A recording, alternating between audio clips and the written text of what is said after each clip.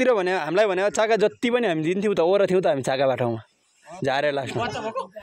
खातमा चाकामा त खाटा खाथ्यो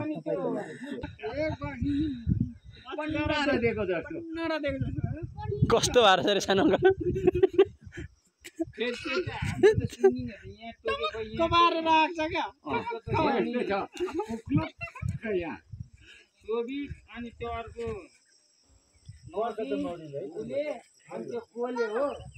लिटर मह त त्यो बाटोमा पामेकोमा लैरहेको हो र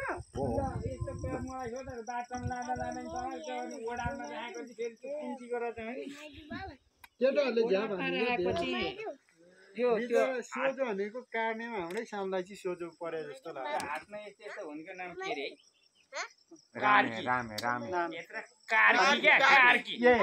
हो त्यसले दुईटा नाम लुकाएको देखेँ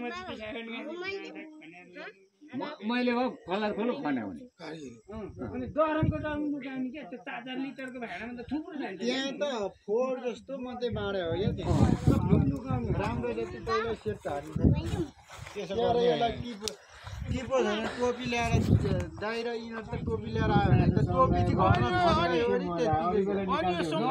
अनि एकैसम्ममा बाँड्ने होइन जसको मर्जी त्यसको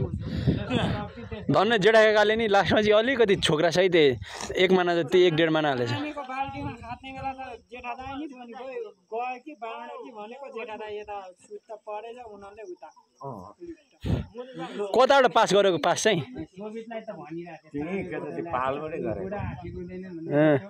सोभितले नि भेटाएर भन्ने त्यसले उठाउनु पर्छ 2 बार दिलाएछ त्यहाँ त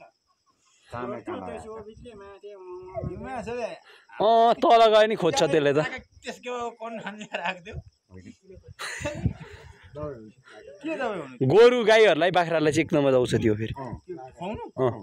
बिरामी हुँदाखेरि चाहिँ औषधि हो क्या त होइन नपकाए पनि त्यो चाका चाहिँ सुकाएर राख्नु क्या सुकाएर होइन अहिले गोरु औषधि हामीले नि लेख्छ त्यो गोरुलाई खुवाएर होइन सुकाएर खायो भने 1 नम्बर औषधि हो रे बिमारी हुँदा हुने हजुर हो तोरीको तेल त्यसमा त त्यो खोस्टा मह नि ठिक मह नि त हुँदैन अलि मह चाहिँ हुन्छ होला तर मह नहुँदो रहेछ खोस्टा चाहिँ उत्तम त्यही भएर त मैले लिएको अलिकति गोरुलाई मैले झन् 3 चाका ल्याएको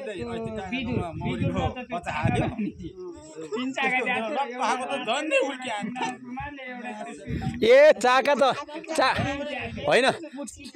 चाका यता हाम्रोतिर भने हामीलाई भने चाका जति पनि हामी दिन्थ्यौँ त ओरा थियौँ त हामी चाका बाटोमा झारे लास्टमा खातमा